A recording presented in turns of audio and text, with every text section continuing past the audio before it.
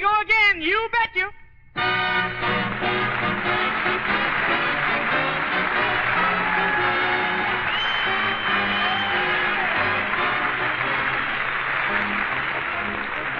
Yes, here we go again. It's Alan Young, very deep in trouble.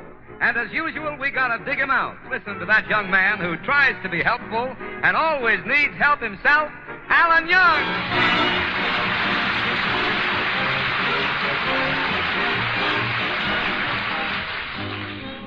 Well, Betty, did you enjoy that movie tonight? Oh, yes. Cary Grant is so romantic. Alan, I wonder if you could kiss like he does.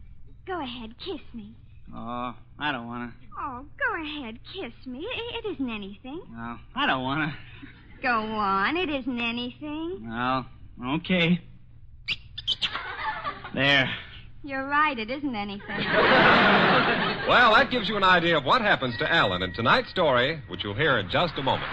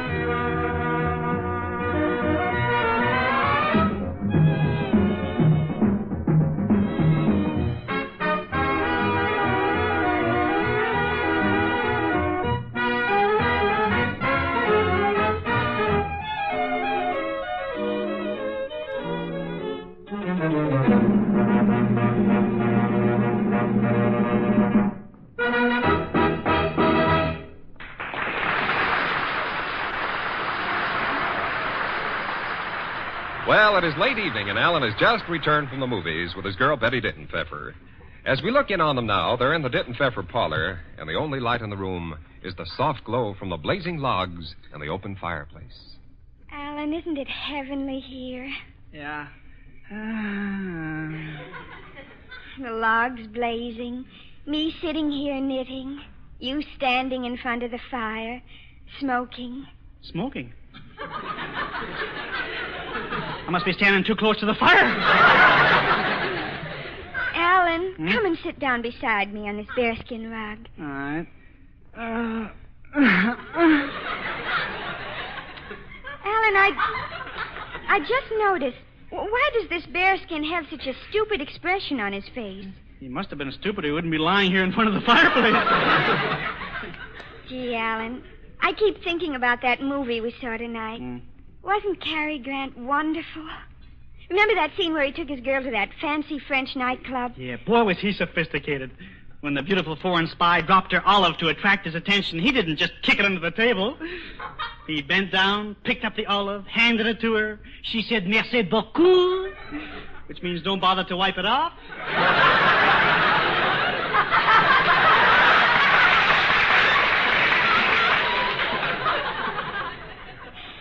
Alan, why don't you take me to a nightclub sometimes? You know, a girl likes dancing. Why didn't you tell me you liked dancing? Why, last night when I took you to that fancy restaurant, they had music. We could have put down our trays and danced.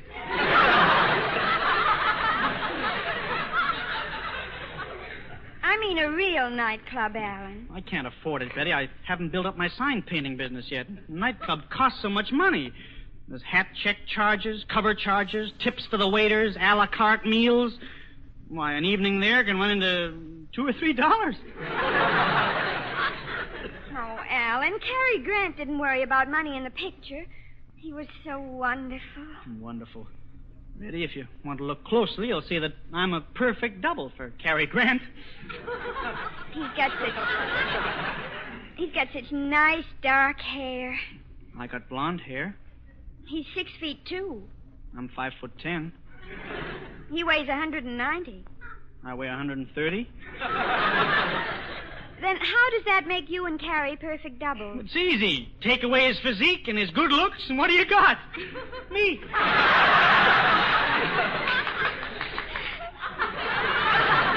Why, Alan, I think you're jealous. Jealous? Who's jealous? Cary Grant. I spent 80 cents for movies, 10 cents for caramels. What does she talk about? Cary Grant. From now on, Betty sees nothing but Lassie pictures. I'm as good looking as Lassie any day. You know? Oh, hello, Betty. Hello, Alan. Hello, Father. Say, what's going on here? Why are you two sitting so far apart? Ask Alan. Alan, why are you two sitting so far apart? Ask Cary Grant. I took her to see one of his movies, and that's all she talks about. Alan, I know just how it is. I had the same trouble when I was courting Mrs. Dittenpfeffer. You did? Yes. Why, to this very day, we don't mention the name of William S. Hart around here. Daddy, did you and Hubert Updike have a nice time at the lodge meeting? Yes. I taught Hubert how to play poker. Won $14 from him. He'll be right in. I left him outside parking the car.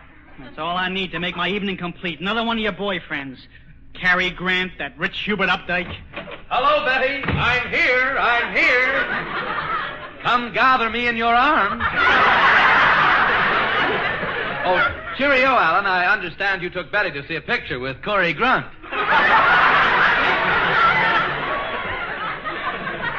Yeah. It was a double feature. I also saw Walter Pugin.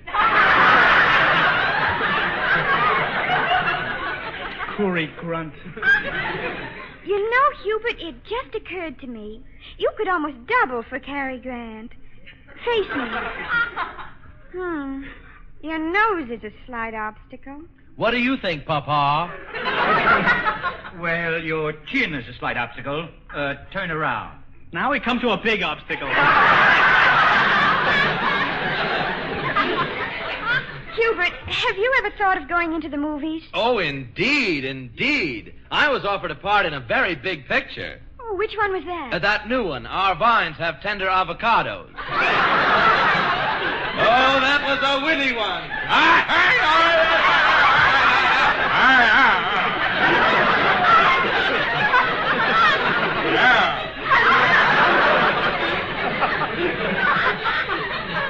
Hubert, these two have had a little quarrel. Suppose we leave them alone while you and I play some more poker. Oh, goody. I love that game. It's so expensive. Well, let's go into the study, my pocket-sized national bank. All right, and do explain to me why I paid a $5 fine for just getting those 4 aces. Well, you see, Hubert, it's very simple. It's just... Well, Betty, I guess I'll be going home. I have a big day tomorrow at my sign shop, and besides, I imagine you want to be alone with your memories of a certain movie actor? I think it's silly of you to be jealous of Cary Grant because, well, you see, Cary is the kind of a man a girl dreams of getting. You're the kind she gets. That does it. You'll be sorry, Betty. I'm leaving you now. Just wait till they're dragging the river for my body. They won't be able to find it. Why? I'll be at the Paramount.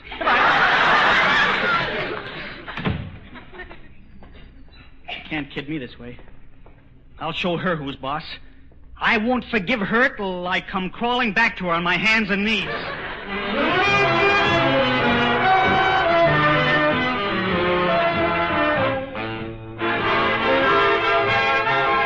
While Alan broods over Cary Grant, let's listen to the 4 Chicks and Chuck sing That Feeling in the Moonlight.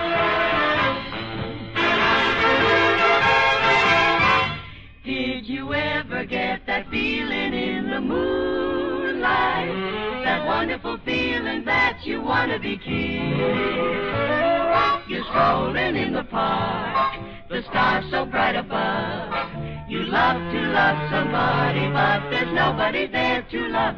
Did you ever get that longing on a June night? That wonderful longing you can never resist. Did you ever get that feeling in the moonlight? That feeling that says you want to be kissed.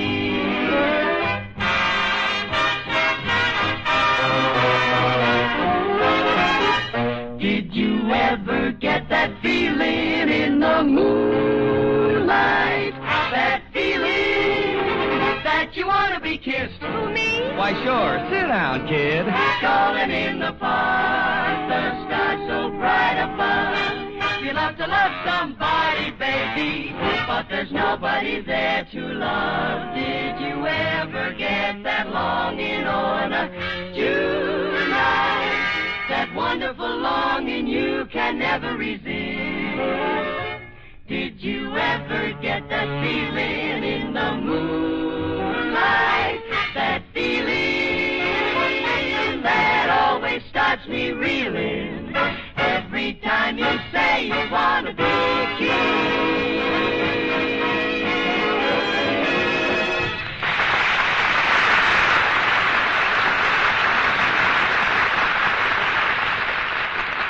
Well, Alan has taken his quarrel with Betty pretty hard.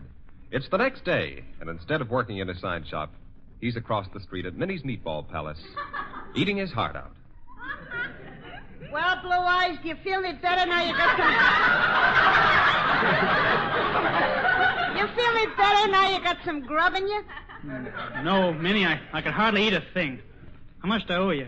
Let me see. Clam chowder, hamburger, steak, double order, French fried, 4 meatballs, 2 cups of coffee, a slice of pie. That'll be 25 cents. Yeah, here you are. Thanks. Gee, you sure look down in the dumps. What's eating you, Blue Eyes? Minnie, if you had to choose between a man like me and Cary Grant, who would you choose? I'd pick a man like you. You would? Sure. When you're used to meatballs, you can't digest caviar. Oh, you've been fighting with your girl, hey? Yeah, she's been comparing me to Cary Grant. So what? You stack up all right against Cary Grant. Hmm? You got a lot of his features. Only on you they don't look so good. Hey, why worry about Betty? Why don't you get yourself another girl? I can't get another girl. Are you kidding? Statistics prove there are 7 women to every man. And some guy's walking around with 14 women.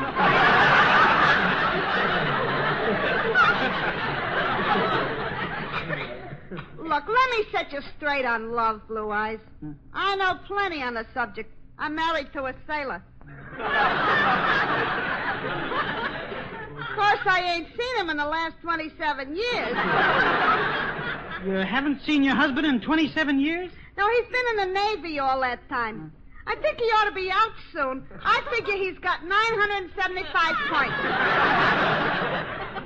You don't think that, maybe he's left you? Oh, no, he hasn't left me. He accepts my checks every week. Yeah, I got a letter from him only this morning. He's living with some friends in Paris. I think their names is, Follies Fégère. Sounds like a fine old French family. Yeah. But you were going to straighten me out on love. Oh, yeah. Oh, look, Blue Eyes. All we girls want is the little courtesies. Nightclubs, mink coats, a corsage. Occasionally a corsage of orchids. Well,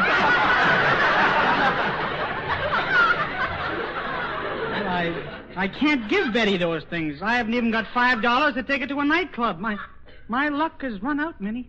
Look, Blue Eyes, you can't tell about luck. I was only reading in the paper this morning about some guy who bet on a horse named Jackpot and won $5,000.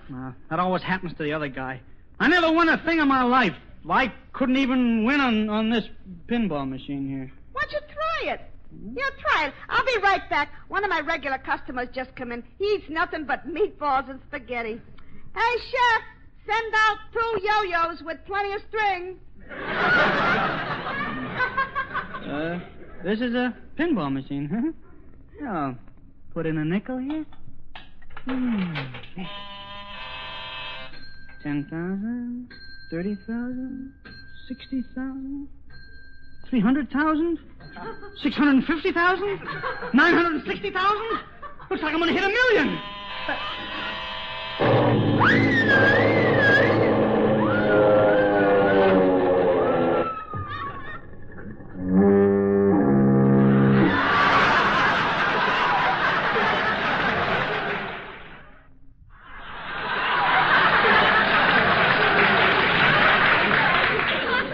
I think I won. Hey, Minnie. Yeah? I won on the pinball machine. Did the red lights and the blue lights flash? Yeah? And did the flag come up and start waving? Yeah? Did the machine spray confetti and ticker tape? Yeah? You won. Here's your nickel. You see, Blue Eyes, you see your luck has started to change already. All I get is my nickel back? Oh, a nickel, huh? Oh, I forgot to tell you. There's also a grand prize of $5 which you get. Gee, thanks. I guess my luck is changing. Sure it is. Here's your dough. Run over and see your girl. Take her out and show her the time of her life. Good luck, kid. So long, Minnie, and thanks a lot. He's a nice boy. All he really won was a nickel, but I threw in the $5. And, Minnie, you're getting soft. Well, maybe it'll help him get back his girl. Gee, I'm feeling sentimental. Maybe I'll sit down here and write a letter to my husband. My darling Sam, why don't you come home, you good-for-nothing bum?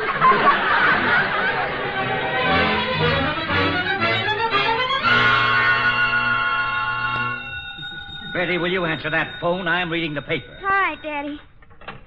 Hello? Alan? You want to see me right away? But I have a date with Hubert tonight. What's that you say about Hubert? Will you say it again? There's a funny noise on the wire. Oh, that noise is what you're saying about Hubert. Alan, what are you excited about? You hit the jackpot and won $5. Well, if it's important, you can come over for a few minutes. Goodbye. Daddy, that was Alan. Who cares? Listen to this in the papers. What local young man won $5,000 on jackpot in the third race? Well. Jackpot? 5? Gee, Daddy, that's what Alan just called about. He said he hit the jackpot and won 5. What do you know about that? Alan Young winning $5,000 on a horse. I should have known he was a gambler by that blank expression on his face. I always thought it was plain stupidity. Daddy, Alan is not a gambler. If he has a blank expression on his face, I'm sure it's just plain stupidity. I'm sure that he's... Come in. Why, hello, Alan. Hello, Patty. Hello, Mr. Dittenpfeffer. Oh, come right in, Alan, my boy. Won't you pull up a racing form and sit down? Yeah. I heard you had a little luck today. Yeah, jackpot, you know. I have my eye on Golden Girl in the third race tomorrow. I'm afraid of a wet track. Do you think she's a good mudder? I didn't even know she was married. Married? Oh, you gamblers. Well, Betty, how about you and me going out tonight to celebrate? I'll show you I can do everything Cary Grant can do. Oh, wonderful. Look, we better hurry if we're going to do the town. Oh, all right. Daddy, when Hubert comes, will you tell him I'm sorry I had to break his date? You better tell him yourself. Here he comes now. Oh, Batty, I'm here. Come, let us dance away the night. I'm awfully sorry, Hubert, but I can't go out with you tonight. Oh, but you must. Hubert, Betty is going out with me tonight. Oh, Betty, please change your mind. I have 2 seats for us at the opera. Come with me, Betty, and you'll hear Martinelli from the mezzanine. Come with me, Betty. You'll hear Juke from the box. Betty, if you go with him to a nightclub, he'll embarrass you. Why, he doesn't know the first thing about table manners. Oh, I don't, huh? Why, when they give him 2 forks, he won't know what to do with them. It just happens that I understand perfectly what to do. 1 fork is to eat with, and the other is to attract the attention of the waiter when he leans over the next table.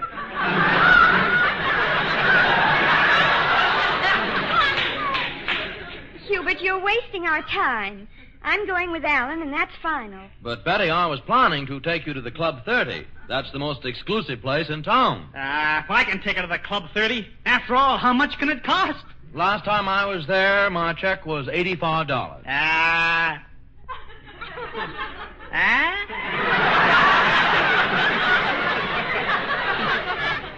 $85 is nothing to Alan tonight. He just came into a lot of money, didn't you, Alan? Well, Alan, let's go. This is one night I'm not going to worry about prices. I'm going to order the best of everything, as long as you're there to pay the bill. I've always wanted to go to the Club 30. They say it's so modern. Indirect lighting, revolving stages, and... Well, I understand they even have an automatic dishwashing machine in the kitchen. I hope so. I sure hope so.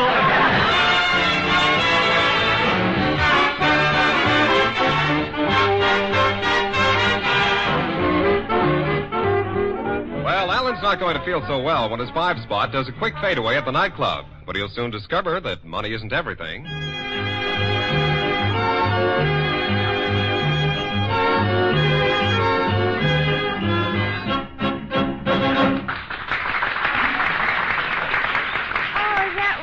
Wonderful dance, Alan. I've always dreamed of you and I at the Club 30, dancing to the exotic music of Pedro Van Steeden and his Cuban cucaracha. Oh, you danced the rumba beautifully, Alan. I've been doing the rumba ever since I was a kid. How'd you ever learn? My bicycle had a loose seat. Well, here's our table, Betty. Alan, we've been here over an hour, and I'm getting pretty hungry. Me too. We should have brought some lunch. The food here must be the best. Don't you just love the smell of good food? Yeah. As soon as the music starts, we'll dance by the kitchen and take a deep breath. Oh, Alan, you're such a tease. Pretending that you don't want to order, and all the time sitting there with a pocket full of money. Guess I should call the waiter. They have a French staff, you know. Oh, that's all right. I'll address them in French. Oh, Garkin. Gendarme. Bonsoir, mademoiselle. Bonsoir, monsieur. Enchanté de vous voir. Je vais vous donner une belle table près de l'orchestre, n'est-ce pas? Oh, Cresta Blanca. Monsieur would care for wine, yes? Well, for $12 a bottle, we have wine from La Belle France. And then for $20 a bottle, we have champagne from La Belle France. Oh. Haven't you got any coca from La Belle Cola? Coca-Cola, monsieur, is $5 the bottle. But that's outrageous. Oh, monsieur is only joking about our prices, no? Whoever comes here can afford to spend. Our minimum charge is $50. But I have only $5. $5? But I thought you won $5,000. No, but I only won $5. What am I going to do? Oh, monsieur, I have great sympathy for you. Huh? As long as you would not have to touch the food, I do not charge you anything. Well, I gotta confess, I did drink that bowl of soup there. Bowl of soup? Yeah. I don't mind telling you, it tasted like water. But, monsieur, you drank the finger bowl. Well, how was I to know? There weren't any fingers in it. Oh, monsieur, he is such a funny man. But you may sit and enjoy the show for nothing. But if you order any food, it is $50. Oh, thank you very much. Murky.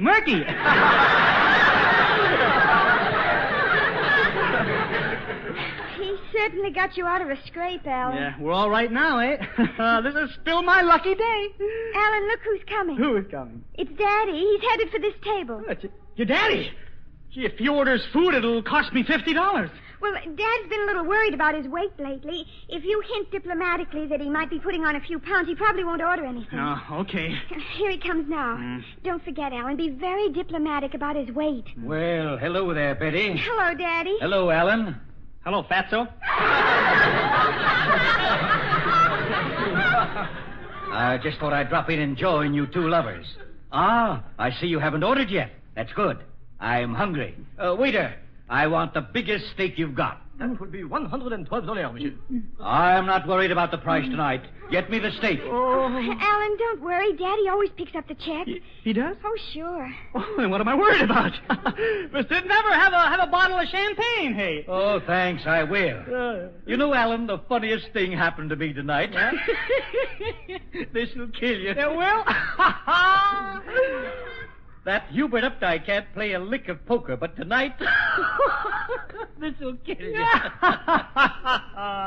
Tonight, Hubert cleaned me out and I haven't got a red cent in my pocket.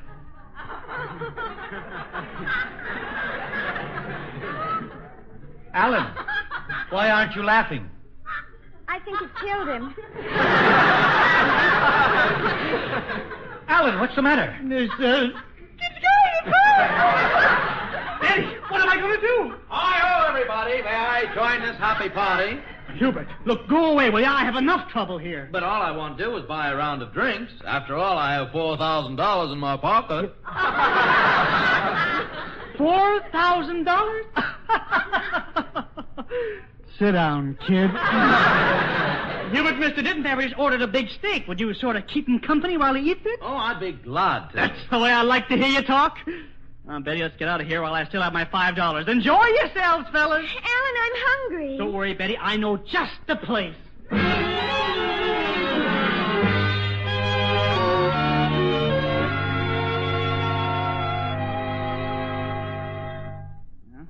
How do you like this food, Betty? Oh, I've never tasted anything more delicious in my life. Would you care to have some more? I certainly would. Okay. Hey, Minnie, make that 2 more yo-yos with plenty of string on them. Coming up, Blue Eyes. Thanks, Minnie.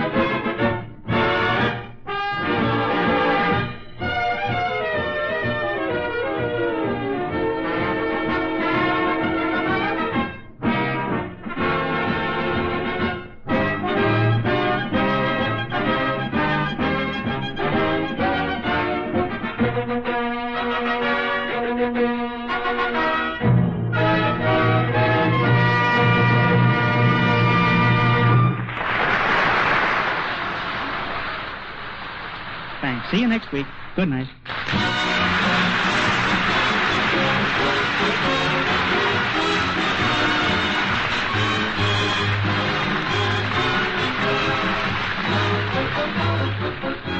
This is Bob Shepard reminding you that we'll be back again next Tuesday at the same time with Minerva Pius, the Four Chicks and Chuck, Jim Backus, Gene Gillespie, Ed Begley, Peter Van Steven and his orchestra, and our star, that young man who is young today and young forever, Alan Young. This is the Armed Forces Radio Service.